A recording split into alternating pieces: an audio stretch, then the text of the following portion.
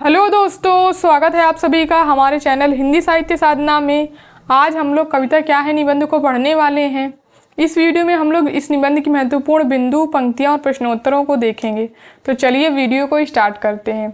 इस निबंध से पहले हम लोग के 5 निबंध हो चुके हैं। अगर आप लोगों ने उन वीडियोज़ को नहीं देखा है तो आप लोग इसी वीडियो के डिस्क्रिप्शन बॉक्स में जाके उस वीडियो को देख सकते हैं। तो सबसे पहले हम लोग इस निबंध की PYQs और MCQs को सॉल्व कर लेंगे। उसके बाद में हम लोग निबंध की महत्वपूर्ण पंक्तियों को देखेंगे। क्वेश्चन नंबर 1 है, आचार्य रामचंद्र शुक्ल का निबंध कविता क्या है सरस्वती पत्रिका में प्रकाशित हुआ था? ऑप्शन ए 1907 में, ऑप्शन बी 1908 में, ऑप्शन सी 1909 में या ऑप्शन डी 1910 में। तो इसका राइट आंसर हो जाएगा ऑप्शन सी 1909 ईस्वी में कविता क्या है निबंध का प्रकाशन सरस्वती पत्रिका में हुआ था और यह निबंध रामचंद्र शुक्ल के चिंतामणि भाग 1 निबंध संग्रह में संकलित है। क्वेश्चन नंबर 2 है, कविता क्या है निबंध को आचार्य रामचंद्र शुक्ल ने विभिन्न उपशीर्षकों में विभाजित किया है। इन उपशीर्षकों का क्रम क्या है? ऑप्शन ए मार्मिक तथ्य, ऑप्शन बी सभ्यता के आवरण और कविता, ऑप्शन सी काव्य और व्यवहार, ऑप्शन डी भावना या कल्पना, ऑप्शन ई कविता पर अत्याचार। तो इसका राइट आंसर हो जाएगा ऑप्शन दूसरा। अब हम लोग कविता क्या है निबंध के शीर्षकों को देखेंगे। कविता क्या है निबंध में शुक्ल जी ने कुल 13 प्रकरणों को उठाया है। प्रकरण या शीर्षक आप कुछ भी बोल सकते हैं।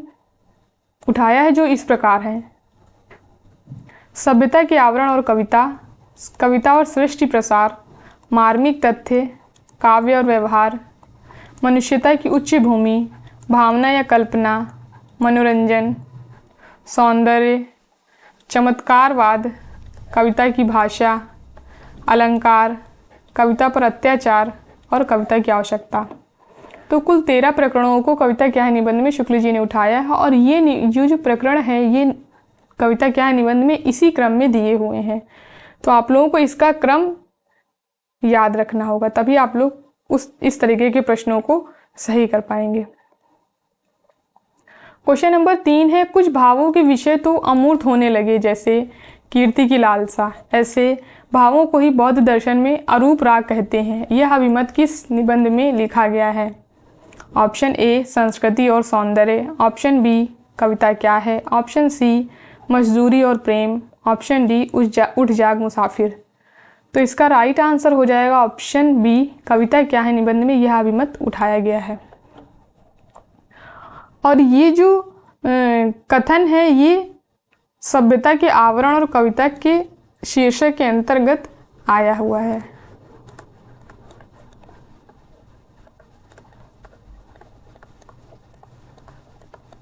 तो हो सकता है अगली बार प्रश्न पूछा जाए और ये पूछ लिया जाए कि किस प्रकरण के अंतर्गत ये पंक्ति आई हुई है।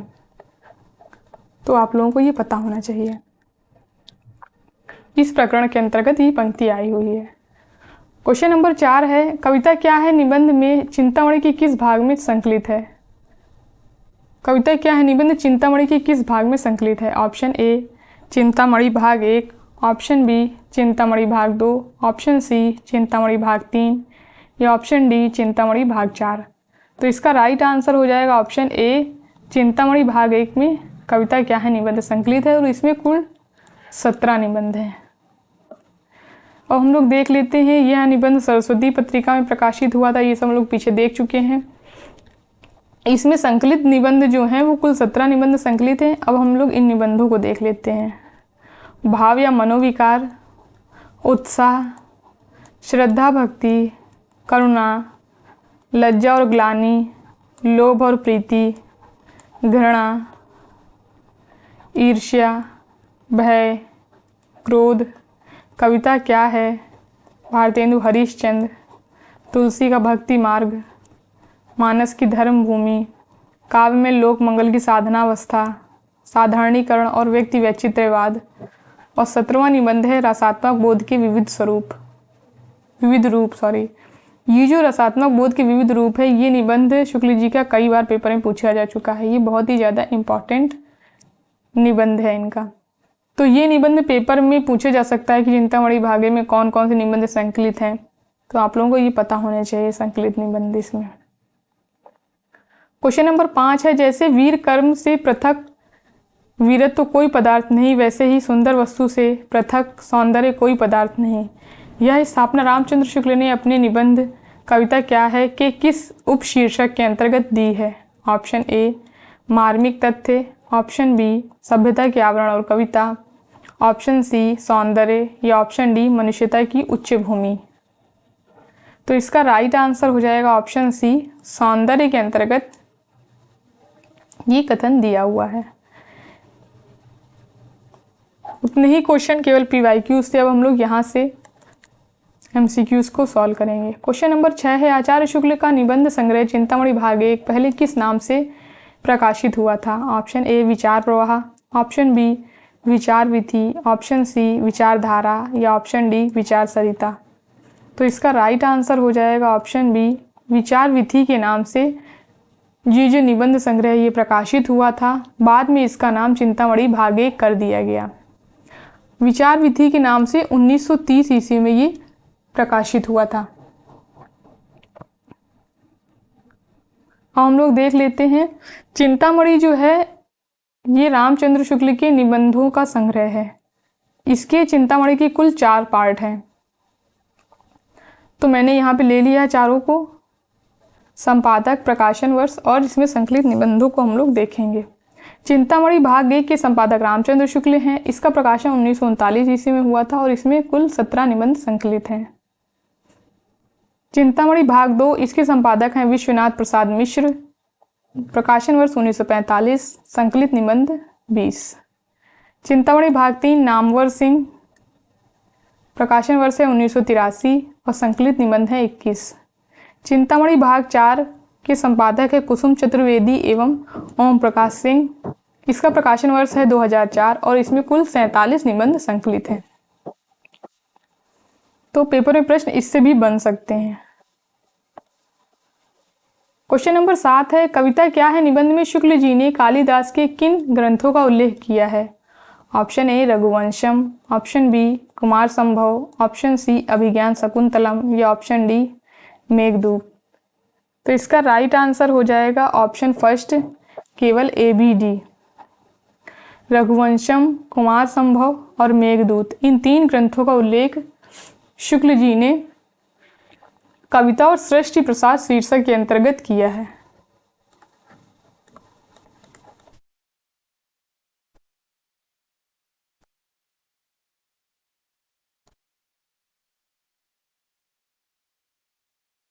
ये आप लोग याद रखेंगे। और इसमें कालिदास के इन ग्रंथों का तो उल्लेख किया है और साथ ही साथ भवभूति के भी एक ग्रंथ का उल्लेख किया है। भवभूति के उत्तर रामचरित का उल्लेख किया है।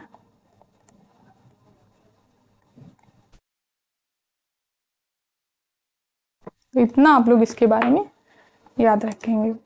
क्वेश्चन नंबर 8 है, कविता क्या है निबंध में आई पंक्तियों को पहले से बाद के क्रम में लगाइए। ऑप्शन ए, जो लोग मनोरंजन को ही काव्य का लक्ष्य समझते हैं वे यदि कविता में चमत्कार को ढूंढा करें तो कोई आश्चर्य की बात नहीं। ऑप्शन बी, सौंदर्य बाहर की कोई वस्तु नहीं है, मन के भीतर की वस्तु है। ऑप्शन सी, मेघदूत न कल्पना की क्रीड़ा है न कला की विचित्रता, वह है प्राचीन भारत के सबसे भावुक हृदय की अपनी प्यारी भूमि की रूप माधुरी पर सीधी साधी प्रेम दृष्टि। ऑप्शन डी है, पशुत्व से मनुष्यत्व जिस प्रकार अधिक ज्ञान प्रसार की विशेषता है उसी प्रकार अधिक भाव प्रसार की भी। ऑप्शन ई, मनुष्य के लिए कविता इतनी प्रयोजनीय वस्तु है कि संसार की सभ्य असभ्य सभी जातियों में किसी न किसी रूप में पाई जाती है। तो इसका राइट आंसर हो जाएगा ऑप्शन 3। पहले नंबर पे आएगी सी, फिर डी, फिर बी, ए और सबसे लास्ट में आएगा ई। इस क्रम में ये पंक्तियां इस निबंध में आई हुई हैं। ये जो पंक्तियां हैं ये इस निबंध की सबसे ज़्यादा महत्वपूर्ण पंक्तियां हैं, इसलिए मैंने इनको एक साथ ले लिया यहाँ पे। अब ये किस किस प्रकरण से आई हैं ये मैं आप लोगों को बता देती हूँ। पहली पंक्ति जो है ये चमत्कार प्रकरण जो है उससे आई है। दूसरी पंक्ति सौंदर्य प्रकरण,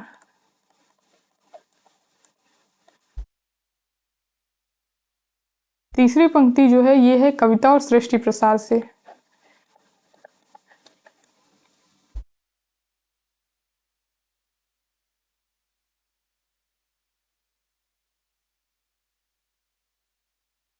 सॉरी, सृष्टि प्रसार और कविता है। कविता और इसका प्रकरण आप लोग देख लेंगे।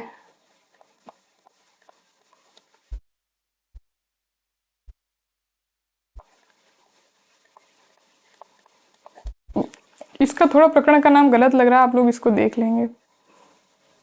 और ये जो डी पंक्ति है ये है मनुष्यता की उच्च भूमि।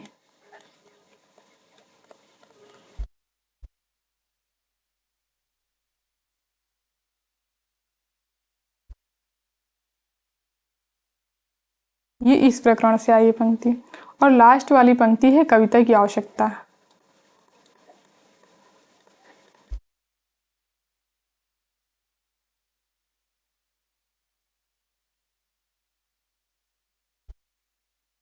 ये इंपॉर्टेंट पंक्तियां हैं इस निबंध की।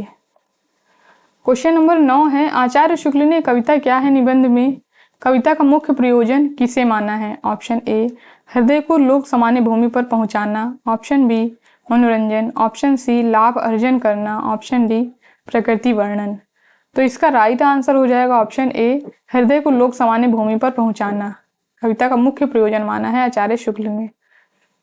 क्वेश्चन नंबर 10 है, निबंध में रामचंद्र शुक्ल जी ने अलंकार को किस रूप में स्वीकार किया है? ऑप्शन ए काव्य का अनिवार्य साध्य, ऑप्शन बी काव्य में प्रस्तुत भाव या भावना के उत्कर्ष का साधन, ऑप्शन सी काव्य का दोष, ऑप्शन डी काव्य का एकमात्र लक्ष्य।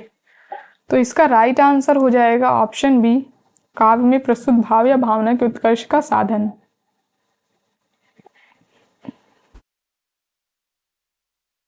क्वेश्चन नंबर 11 है, मनुष्य सारी पृथ्वी छेकता चला जा रहा है, जंगल कट कट कर खेत गांव और नगर बनते चले जा रहे हैं, पशु पक्षियों का भाग छिनता चला जा रहा है, उनके सब ठिकानों पर हमारा निष्ठुर अधिकार होता चला जा रहा है, वे कहाँ जाएं? उपर्युक्त पंक्तियों का संबंध किस निबंध से है? ऑप्शन ए संस्कृति और सौंदर्य, ऑप्शन बी कविता क्या है, ऑप्शन सी भारतवर्ष की उन्नति कैसे हो सकती है, या ऑप्शन डी उठ जाग मुसाफिर। तो इसका राइट आंसर हो जाएगा ऑप्शन बी, कविता क्या है निबंध से ये पंक्ति आई हुई है।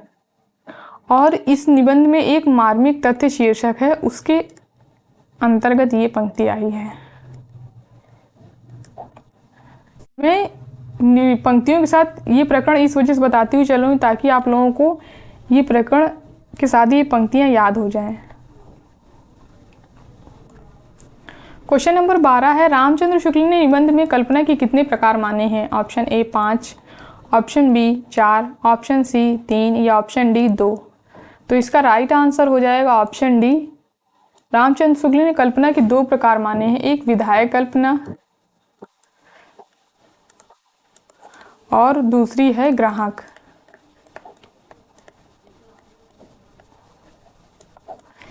ये शुक्ल जी ने बताया है, ये कवि में होती है और ये श्रोता में।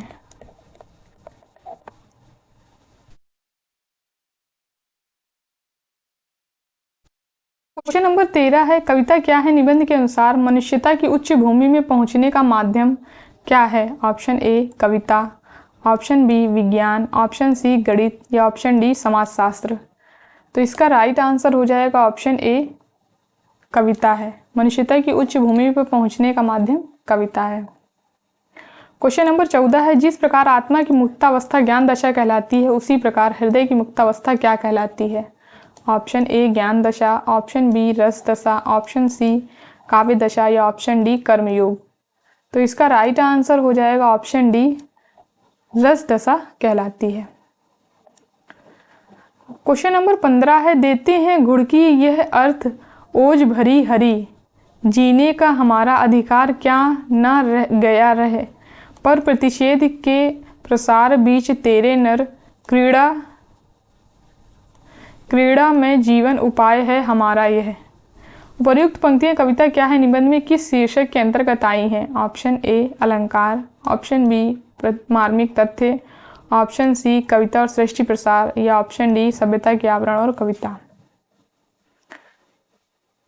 तो इसका राइट आंसर हो जाएगा ऑप्शन बी मार्मिक तथ्य के अंतर्गत ये पंक्तियां आई हैं। क्वेश्चन नंबर 16 है, कविता क्या है निबंध के अनुसार काव्य सृष्टि का प्रसार दिखाई देता है। ऑप्शन ए नर क्षेत्र के भीतर रहती है, ऑप्शन बी कहीं मनुष्येतर बाह्य सृष्टि के, ऑप्शन सी कहीं समस्त चराचर के, या ऑप्शन डी उपर्युक्त सभी। तो इसका राइट आंसर हो जाएगा ऑप्शन डी उपर्युक्त सभी। क्वेश्चन नंबर 17 है, जो वस्तु हमसे अलग है, हमसे दूर प्रतीत होती है, उसकी मूर्ति मन में लाकर उसके सामीप्य का अनुभव करना ही उपासना है। साहित्य वाले इसी को भावना कहते हैं। उपर्युक्त पंक्तियां रामचंद्र शुक्ल के किस निबंध की हैं? ऑप्शन ए भाव या मनोविकार, ऑप्शन बी उत्साह, ऑप्शन सी कविता क्या है, या ऑप्शन डी श्रद्धा भक्ति। तो इसका राइट आंसर हो जाएगा ऑप्शन सी कविता क्या है निबंध की ये पंक्तियां हैं। तो यहाँ से हम लोगों के PYQs और MCQs खत्म होते हैं। अब हम लोग निबंध की पंक्तियों के बारे में देखेंगे। कविता क्या है निबंध को हम लोग देख चुके हैं कि इसका प्रकाशन 1909 ईस्वी में हुआ था और सरस्वती पत्रिका में हुआ था। इसके रचनाकार रामचंद्र शुक्ल हैं और ये निबंध जो है वो चिंतामणि भाग 1 में संकलित है। अब हम लोग चिंतामणि भाग 1 की ये भूमिका दी हुई थी, तो इस भूमिका को भी देख लेते हैं, इससे भी क्योंकि प्रश्न पेपर में आ सकते हैं। इस पुस्तक में मेरी अंतर यात्रा में पढ़ने वाले कुछ प्रदेश हैं, यात्रा के लिए निकलती रही है बुद्धि पर हृदय को भी साथ लेकर, अपना रास्ता निकालती हुई बुद्धि जहाँ कहीं मार्मिक या भावाकर्षक स्थलों पर पहुँची है, वहाँ हृदय थोड़ा बहुत रमता अपनी प्रवृत्ति के अनुसार कुछ कहता गया है। इस प्रकार यात्रा के श्रम का परिहार होता रहा है। बुद्धि पथ पर हृदय भी अपने लिए कुछ न कुछ पाता रहा है। इसकी जो ये पंक्तियां हैं ये बहुत ही ज़्यादा इम्पॉर्टेंट हैं और पेपर में पूछी जा सकती हैं। बस इतना ही निवेदन करके इस बात का निर्णय मैं विज्ञ पाठकों पर छोड़ता हूँ कि ये निबंध विषय प्रधान है या व्यक्ति प्रधान। रामचंद्र शुक्ल। इन पंक्तियों को आप लोग याद रखेंगे कि ये चिंतामणि भाग 1 की, क्योंकि ये पंक्तियां इम्पॉर्टेंट है और पेपर में पूछी जा सकती हैं। अब हम लोग निबंध की प्रमुख पंक्तियों को देखेंगे, क्योंकि कविता क्या है निबंध जो है वो बहुत ज़्यादा बड़ा है, उसको तो हम लोग पढ़ नहीं सकते, तो हम लोग इसकी पंक्तियों को देख लेंगे यहाँ पे। अगर आप लोग ये कविता क्या है पूरा निबंध पढ़ना चाहते हैं तो इसकी PDF को मैंने अपने टेलीग्राम चैनल हिंदी साहित्य साधना पर शेयर कर दिया है, तो वहाँ से जाके आप लोग पूरा निबंध भी पढ़ सकते हैं। कविता क्या है के अंतर्गत ये पंक्तियाँ दी हुई हैं। मनुष्य अपने भावों, विचारों और व्यापारों के लिए दूसरों के भावों, विचारों और व्यापारों के साथ कहीं मिलाता और कहीं लड़ाता हुआ अंत तक चला चलता है। ये जो पेज है, ये दृष्टि वाली जो गाइड है, ये उसका पेज है, उसी से हम लोग पढ़ रहे हैं। और इसी को जीना कहता है। जिस अनंत रूपात्मक क्षेत्र में यह व्यवसाय चलता रहता है उसका नाम है जगत। जब तक कोई अपनी पृथक सत्ता की भावना को ऊपर किए इस क्षेत्र के नाना रूपों और व्यापारों को अपने योग, क्षेम, हानि, लाभ, सुख, दुख आदि से संबद्ध करके देखता रहता है, तब तक उसका हृदय एक प्रकार से बद्ध रहता है। इन रूपों और व्यवहारों के सामने जब कभी वह अपनी पृथक सत्ता की धारणा से छूटकर अपने आप को बिल्कुल भूलकर विशुद्ध अनुभूति मात्र रह जाता है, तब वह मुक्त हृदय कहलाता है।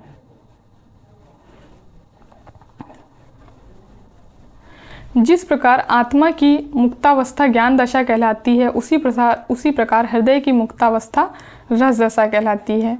ये क्वेश्चन भी हम लोगों ने सॉल्व किया था पीछे। हृदय की इसी मुक्ति की साधना के लिए मनुष्य की वाणी जो शब्द विधान करती आई है, उसे ही कविता कहते हैं। तो कविता शुक्ल जी ने किसे कहा है कि हृदय की इस मुक्ति साधना के लिए मनुष्य की वाणी जो शब्द विधान करती आई है, यानी जो शब्दों से जो कविता का निर्माण करती आई है, उसी को कविता कहते हैं। इस साधना को हम भाव योग कहते हैं और इस पूरी साधना को भाव योग कहा है शुक्ल जी ने, और कर्म योग और ज्ञान योग का समकक्ष मानते हैं इसको। कविता ही मनुष्य के हृदय को स्वार्थ संबंधों के संकुचित मंडल से ऊपर उठाकर लोक सामान्य भाव भूमि पर ले जाती है, जहाँ जगत की नाना गतियों के मार्मिक स्वरूप का साक्षात्कार और शुद्ध अनुभूतियों का संचार होता है। इसी भूमि पर पहुँचे हुए मनुष्य को कुछ काल के लिए अपना पता नहीं रहता, वह अपनी सत्ता को लोक सत्ता में लीन किए रहता है। उसकी अनुभूति सबकी अनुभूति होती है या हो सकती है। इस अनुभूति योग के अभ्यास से हमारे मन विकारों का परिष्कार तथा शेष सृष्टि के साथ हमारे रागात्मक संबंध की रक्षा और निर्वाह होता है। इस प्रकार जगत अनेक रूपात्मक है और उसी प्रकार हमारा हृदय भी अनेक भावात्मक है। फिर हम लोग सभ्यता के आवरण और कविता के शीर्षक के अंतर्गत की पंक्तियां देखेंगे। इसमें है, सभ्यता की वृद्धि के साथ साथ ज्यों ज्यों मनुष्यों के व्यापार बहुरूपी और जटिल होते गए, त्यों त्यों उसके मूल रूप बहुत कुछ आच्छन्न होते गए। कुछ भावों के विषय तो अमूर्त तक होने लगे, जैसे कीर्ति की लालसा। ऐसे भावों को ही बौद्ध दर्शन में अरूप राग कहते हैं। ये पंक्ति PYQs में अभी हम लोग देख के आए हैं, ये यहाँ से पूछी गई थी। हो सकता है अगली बार इसका शीर्षक पूछ लिया जाए कि ये किस शीर्षक के अंतर्गत आई है।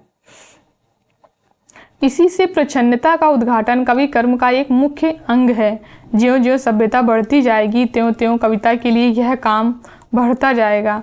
मनुष्य के हृदय की वृत्तियों से सीधा संबंध रखने वाले रूपों और व्यापारों को प्रत्यक्ष करने के लिए उसे बहुत से पदों को हटाना पड़ेगा। इससे यह स्पष्ट है कि ज्यों ज्यों हमारी वृत्तियों पर सभ्यता के नए नए आवरण चढ़ते जाएंगे, यहाँ पे ये पंक्तियाँ इंपॉर्टेंट हैं, त्यों त्यों एक ओर तो कविता की आवश्यकता बढ़ती जाएगी, दूसरी ओर कवि कर्म कठिन होता जाएगा। ये पंक्तियां पेपर में पूछी जा सकती हैं और ये किसके अंतर्गत है? सभ्यता के आवरण और कविता के शीर्षक के अंतर्गत है। ये पंक्तियां इंपॉर्टेंट है। फिर आगे पंक्ति है, काव्य के लिए अनेक स्थलों पर हमें भावों के विषयों के मूल और आदिम रूपों तक जाना होगा, जो मूर्त और गोचर होंगे। जब तक भावों से सीधा और पुराना लगाव रखने वाले मूर्त और गोचर रूप ना मिलेंगे, तब तक काव्य का वास्तविक ढांचा खड़ा ना हो सकेगा। काव्य में अर्थ ग्रहण मात्र से काम नहीं चलता, बिंब ग्रहण अपेक्षित होता है। यह बिंब ग्रहण निर्दिष्ट गोचर और मूर्त विषयों का ही हो सकता है। अब हम लोग कविता और सृष्टि प्रसार के शीर्षक के अंतर्गत आने वाली पंक्तियों को देखेंगे। हृदय पर नित्य प्रभाव रखने वाले रूपों और व्यापारों की भावना को सामने लाकर कविता बाह्य प्रकृति के साथ मनुष्य की अंतः प्रकृति का सामंजस्य घटित करती हुई उसके भावात्मक सत्ता के प्रकार का प्रसार करती है। फिर है, काव्य दृष्टि कहीं तो नर क्षेत्र के भीतर रहती है, कहीं मनुष्येतर बाह्य सृष्टि के और कहीं समस्त चराचर के। ये भी क्वेश्चन हम लोग सॉल्व कर चुके हैं पीछे। फिर अगली पंक्ति है, मनुष्येतर बाह्य प्रकृति का आलंबन के रूप में ग्रहण हमारे यहाँ संस्कृत के प्राचीन प्रबंध काव्यों के बीच बीच में ही पाया जाता है। मनुष्येतर बाह्य प्रकृति को जो प्रधानता मेघदूत में मिली है, वह संस्कृत के और किसी काव्य में नहीं। ये पंक्ति इंपॉर्टेंट है। मेघदूत न कल्पना की क्रीड़ा है, न कला की विचित्रता। वह है प्राचीन भारत के सबसे भावुक हृदय की अपनी प्यारी भूमि की रूप माधुरी पर सीधी साधी प्रेम दृष्टि। ये पंक्तियां दे के पूछा जा सकता है कि ये किस लेखक की पंक्तियां हैं, तो आप लोग कंफ्यूज हो सकते हैं कि ये रामचंद्र शुक्ल की पंक्तियां हैं। ये बहुत ज्यादा इंपॉर्टेंट पंक्ति है। प्रकृति के साधारण असाधारण सब प्रकार के रूपों में रमने वाले वर्णन हमें वाल्मीकि, कालिदास, भावभूमि आदि संस्कृत के प्राचीन कवियों में मिलते हैं।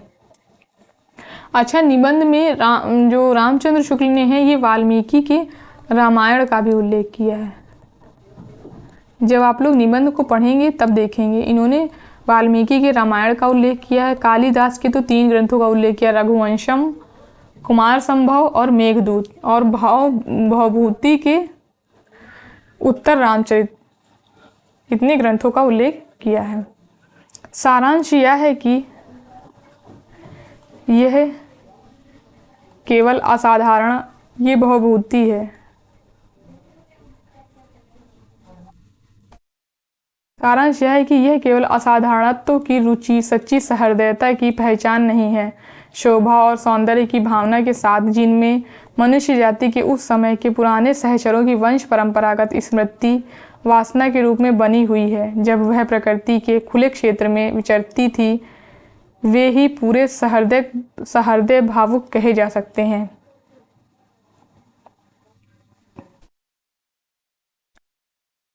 अगली पंक्ति है, जो केवल अपने विलास या शरीर सुख की सामग्री ही प्रकृति में ढूंढा करते हैं, उनमें रागात्मक सत्व की कमी है। ये पंक्ति भी इम्पोर्टेंट है।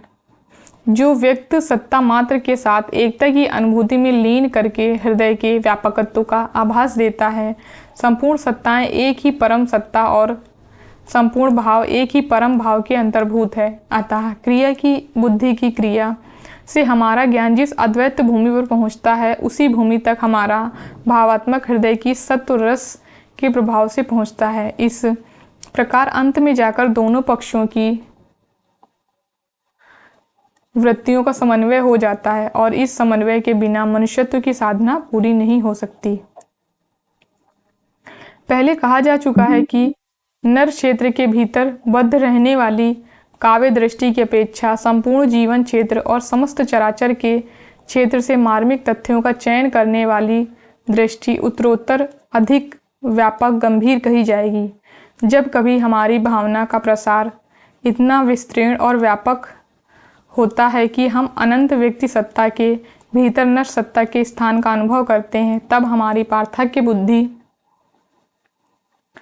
का परिहार हो जाता है। उस समय हमारा हृदय ऐसी उच्च भूमि पर पहुंचा रहता है जहां उसकी वृत्ति प्रशांत और गंभीर हो जाती है। उसकी अनुभूति का विषय ही कुछ बदल जाता है।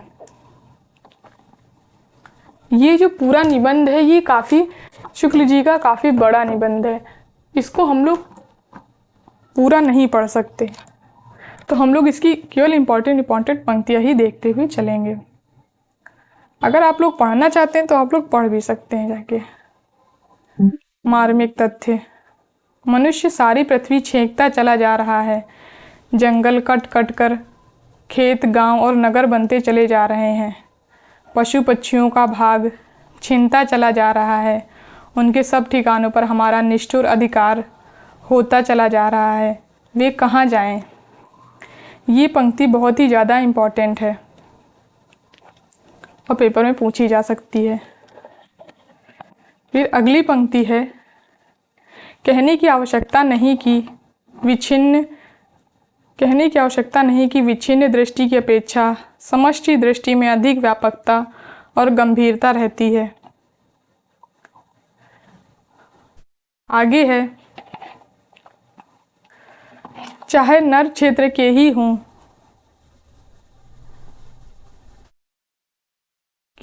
चाहे अधिक व्यापक क्षेत्र के हों, कुछ प्रत्यक्ष होते हैं और कुछ गुण।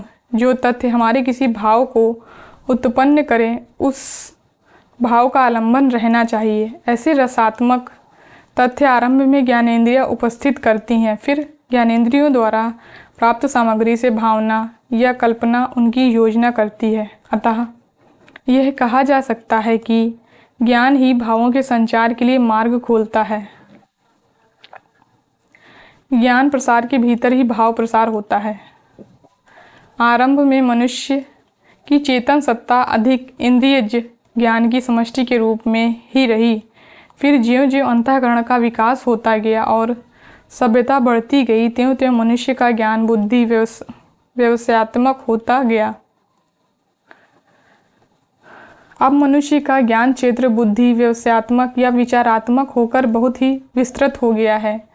अतः उसके विस्तार के साथ हमें अपने हृदय का विस्तार भी बढ़ाना पड़ेगा। विचारों की क्रिया से वैज्ञानिक विवेचन और अनुसंधान द्वारा उद्घाटित परिस्थितियों और तथ्यों के मर्म स्पर्शी पक्ष का मूर्त और सजीव चित्रण भी, उसका इस रूप में प्रत्यक्षीकरण भी कि वह हमारे किसी भाव का आलंबन हो सके, कवियों का काम और उच्च काव्य का एक लक्षण होगा।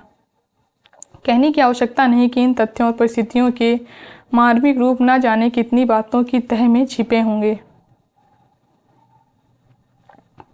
अब हम लोग आगे देखेंगे काव्य और व्यवहार के अंतर्गत आने वाली पंक्तियों को।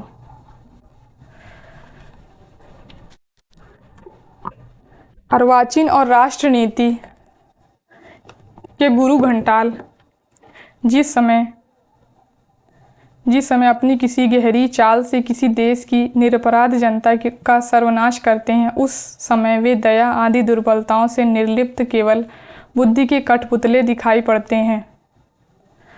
जब उसकी या उसके परिणाम की कोई ऐसी बात हमारी भावना में आती है जो आह्लाद, क्रोध, करुणा, भय, उत्कंठा आदि का संचार कर देती है, तभी हम उस काम को करने या ना करने के लिए उद्धत होते हैं।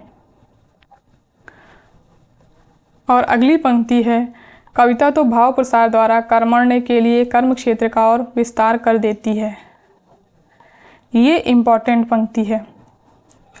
तो शुक्ल जी ने इस निबंध में अपने कविता संबंधी विचार व्यक्त किए हैं। ये हम लोग देख रहे हैं कि उन्होंने कविता के संबंध में अपनी विचारावली इस निबंध में प्रस्तुत की है।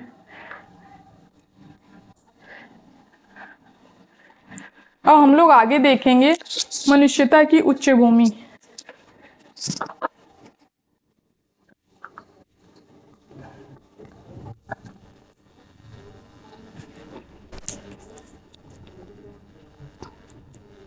कवि की वाणी।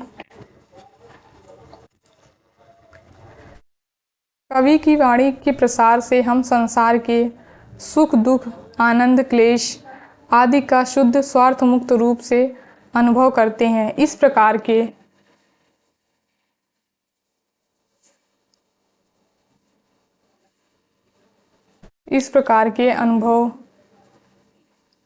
अनुभव के अभ्यास से हृदय का बंधन खुलता है और मनुष्यता की उच्च भूमि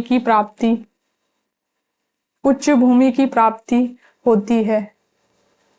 कविता ही हृदय को प्राकृत दशा में लाती है और जगत के बीच क्रमशः उसका अधिकाधिक प्रसार करती हुई उसे मनुष्यत्व की उच्च भूमि पर ले जाती है।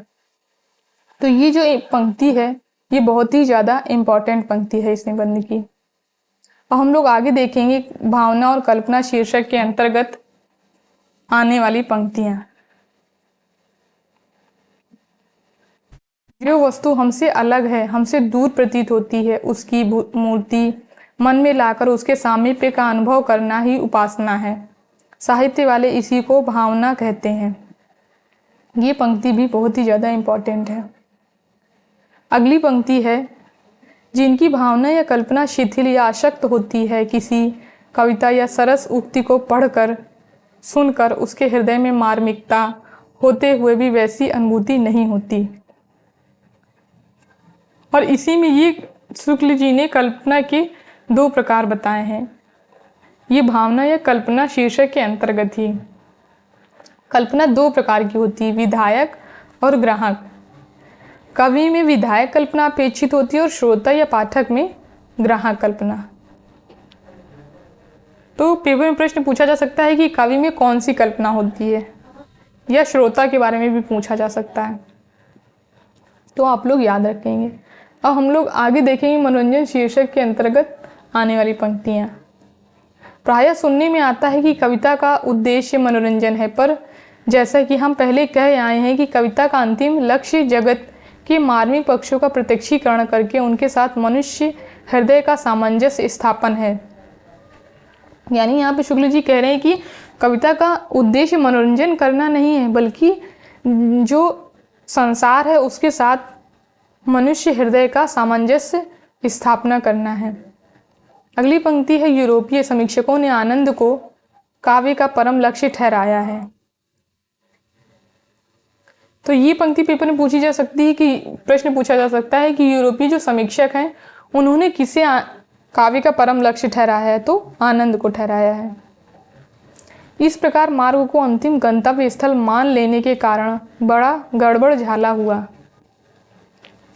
आगे पंक्ति है, मन को अनुरंजित करना, उसे सुख का आनंद पहुंचाना ही यदि कविता का अंतिम लक्ष्य माना जाए तो कविता भी केवल विलास की एक सामग्री हुई। अगली पंक्ति है, हिंदी के रीति काल के कवि तो मानो राजा महाराजाओं की काम वासना उत्तेजित करने के लिए ही रखे जाते थे। रीति काल में आप लोग देखेंगे कि राजा महाराजाओं की प्रशस्ति के ही ग्रंथ अधिकतर रचे गए हैं। उसी आधार पर शायद शुक्ल जी ने ये पंक्ति बोली होगी। अगला प्रकरण है सौंदर्य। सौंदर्य बाहर की कोई वस्तु नहीं, मन के भीतर की वस्तु है। ये पंक्ति भी इम्पोर्टेंट है। अगली पंक्ति है, जिस वस्तु के प्रत्यक्ष ज्ञान या भावना से तदाकार परिणति जितनी ही अधिक होगी उतनी ही वह वस्तु हमारे लिए सुंदर कही जाएगी। इस विवेचन से स्पष्ट है कि भीतर बाहर का भेद व्यर्थ है, जो भीतर है वही बाहर है। आगे की पंक्ति है, मनुष्यता की सामान्य भूमि पर पहुंची हुई संसार की सब सभ्य जातियों में सौंदर्य के सामान्य आदर्श प्रतिष्ठित हैं। अगली पंक्ति है, सुंदर और कुरूप काव्य में बस ये दो पक्ष हैं, भला बुरा, शुभ अशुभ, पाप पुण्य, मंगल अमंगल, अनुपयोगी उपयोगी। ये सब शब्द काव्य क्षेत्र के बाहर के हैं। ये नीति, धर्म, व्यवहार, अर्थशास्त्र आदि के शब्द हैं। शुद्ध काव्य क्षेत्र में ना कोई बातें केवल दो रूपों में दिखाई देती हैं, सुंदर और असुंदर के रूप में। आगे का शीर्षक है चमत्कारवाद। चमत्कार मनोरंजन की सामग्री है, इसमें संदेह नहीं। इसमें जो लोग मनोरंजन को ही काव्य लक्ष्य समझते हैं, यदि कविता में चमत्कार ही ढूंढा करें तो कोई आश्चर्य की बात नहीं। पर जो लोग इससे ऊंचा और गंभीर लक्ष्य समझते हैं, वे चमत्कार मात्र को काव्य नहीं मान सकते। चमत्कार से हमारा अभिप्राय यहाँ प्रस्तुत वस्तु के अद्भुत या वैलक्षण से नहीं, जो अद्भुत रस के आलंबन में होता है। चमत्कार से हमारा तात्पर्य है उक्ति के चमत्कार से। अगली पंक्ति है, कविता सुनना और तमाशा देखना एक बात नहीं है। यदि सब प्रकार की कविता केवल आश्चर्य या कौतूहल का ही संसार माने, तब तो अलग अलग स्थायी भावों की स्वरूप में अनुभूति और भिन्न भिन्न भावों के आश्रयों के साथ तादात्म्य का कहीं प्रयोजन ही नहीं रह जाता है। अगली पंक्ति है, यह बात ठीक है कि हृदय पर जो प्रभाव पड़ता है उसके धर्म का जो स्पर्श होता है वह उक्ति के ही द्वारा होता है, पर उक्ति के लिए यह आवश्यक नहीं कि सदा विचित्र, अद्भुत या लोकोत्तर हो। ऐसी हो जो सुनने में नहीं आया करती या जिसमें बड़ी दूर की सूझ होती है। ऐसी उक्ति जिसे सुनते ही मन किसी भाव या मार्मिक भावना जैसे प्रस्तुत वस्तु का सौंदर्य आदि में लीन न होकर एक बारगी कथन के अनूठे ढंग, वर्ण विन्यास या पद प्रयोग की विशेषता, दूर की सूझ, कवि की चातुर्य या निपुणता इत्यादि का विचार करने लगे। यह काव्य नहीं, सूक्ति है। अगली पंक्ति है, यदि किसी उक्ति में रसात्मकता और चमत्कार दोनों हो तो प्रधानता का विचार करके सूक्ति या काव्य का निर्णय हो सकता है। जहाँ उक्ति में अनूठापन अधिक मात्रा में होने पर भी उसकी तह में रहने वाला भाव आच्छन्न नहीं हो जाता, वहां भी काव्य ही माना जाएगा। आगे का प्रकरण है कविता की भाषा। इसकी पंक्ति है, कविता में कही गई बात चित्र रूप में हमारे सामने आनी चाहिए। यह हम पहले कह आए हैं। अगोचर बातों या भावनाओं को भी जहां तक हो सकता है कविता स्थल गोचर रूप में रखने का प्रयास करती है। इस मूर्ति विधान के लिए वह भाषा की लक्षण शक्ति से काम लेती है। जैसे समय बीता जाता है कहने की अपेक्षा समय भागा जाता है कहना वह अधिक पसंद करेगी।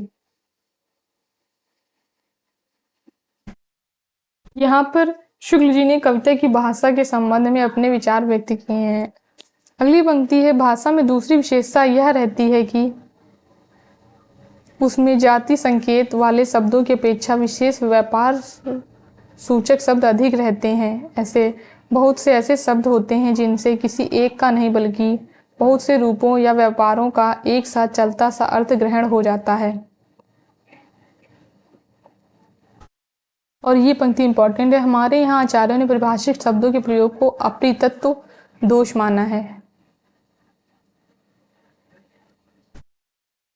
अगली पंक्ति है, शास्त्र के भीतर निरूपित तथ्य को जब भी कोई कवि अपनी रचना के भीतर लेता है तब वह परिभाषित तथा अधिक व्याप्ति वाले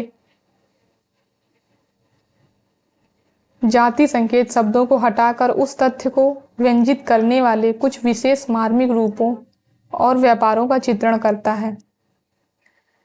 और कविता की भाषा की तीसरी विशेषता है, कविता की भाषा में वर्ण विन्यास की है।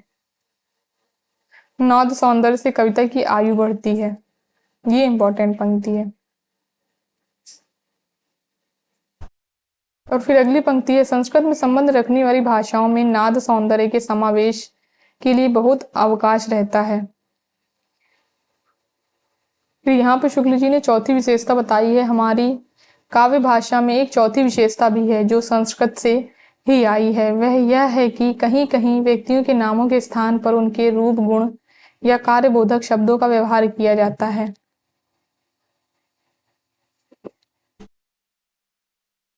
अगला प्रकरण है अलंकार। ये इसका अलंकार प्रकरण जो है ये छोटा ही है, ये ज्यादा बड़ा नहीं है निबंध में। भरत मुनि ने रस की प्रधानता की ओर ही संकेत किया था, पर भामह, उद्भट आदि कुछ प्राचीन आचार्यों ने वैचित्र्य का पल्ला पकड़कर अलंकार को प्रधानता दी है।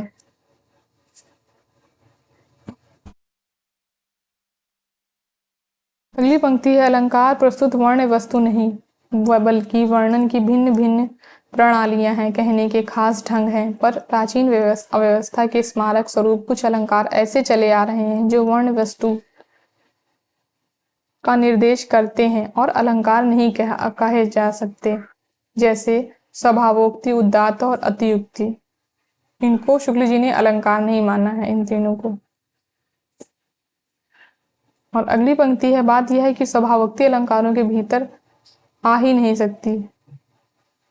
वक्रोक्ति वादी कुंतक ने भी इसे अलंकार नहीं माना है। अब कविता पर अत्याचार, ये शीर्षक आ गया।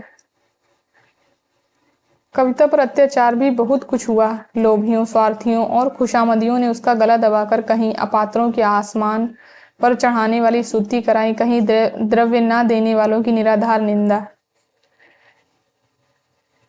तो आप लोग रीतिकाल में देखेंगे, रीतिकाल में राजाओं की प्रशस्ति के बहुत सारे ग्रंथ आपको मिल जाएंगे। उसी के तहत शायद शुक्ल जी ने यहाँ पे ये बात बोली है। फिर यहाँ पे पंक्ति दी है, कविता देवी के मंदिर ऊंचे, खुले, विस्तृत और पुनीत हृदय हैं। सच्चे कवि राजाओं की सवारी ऐश्वर्य की सामग्री में ही सौंदर्य नहीं ढूंढा करते। वे फूस के झोपड़ों, धूल मिट्टी में सने किसानों, बच्चों के मुंह में चारा डालते हुए पक्षियों, दौड़ते हुए कुत्तों और चोरी करती हुई बिल्लियों में भी कभी कभी सौंदर्य का दर्शन करते हैं, जिसकी छाया भी महलों और दरबारों तक नहीं पहुंच सकती।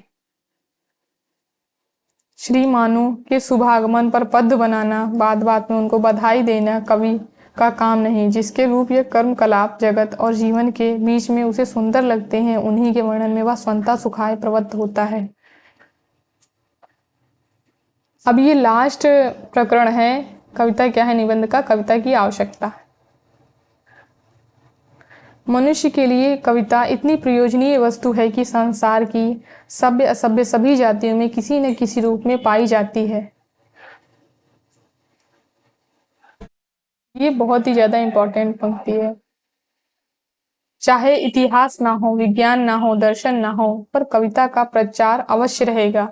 बात यह है कि मनुष्य अपने ही व्यापारों का ऐसा सघन और जटिल मंडल बांधता चला आ रहा है, जिसके भीतर बंध बंध कर वह शेष सृष्टि के साथ अपने हृदय का संबंध भूला सा रहता है। इस परिस्थिति में मनुष्य को अपनी मनुष्यता खोने का डर बराबर रहता है। इसी की अंतः प्रकृति में मनुष्यता को समय समय पर जगाते रहने के लिए कविता मनुष्य जाति के साथ चली आ रही है और चलेगी, जानवरों को इसकी जरूरत नहीं। तो यहाँ से हमारा कविता क्या है निबंध खत्म होता है। आप लोग कमेंट करके जरूर बताएंगे कि आप लोगों को ये वीडियो कैसा लगा। और अगर आप लोग इस निबंध को लाइन बाय लाइन पढ़ना चाहते हैं तो आप हमारे टेलीग्राम चैनल हिंदी साहित्य साधना से भी पढ़ सकते हैं। धन्यवाद दोस्तों मेरे वीडियो को लास्ट तक देखने के लिए। अगर वीडियो पसंद आया हो तो लाइक करिए, शेयर करिए एंड हमारे चैनल को सब्सक्राइब